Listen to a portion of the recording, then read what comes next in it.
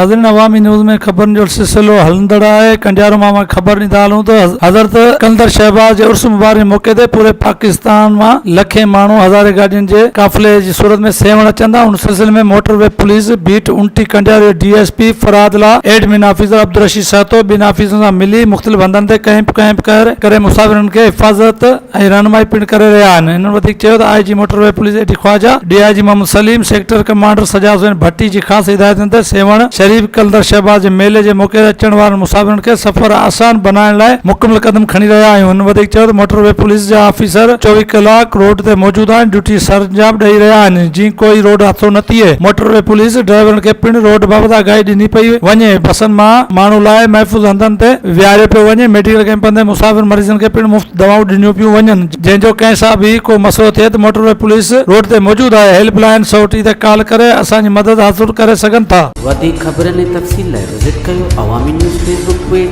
YouTube page ऐं अवामी news website.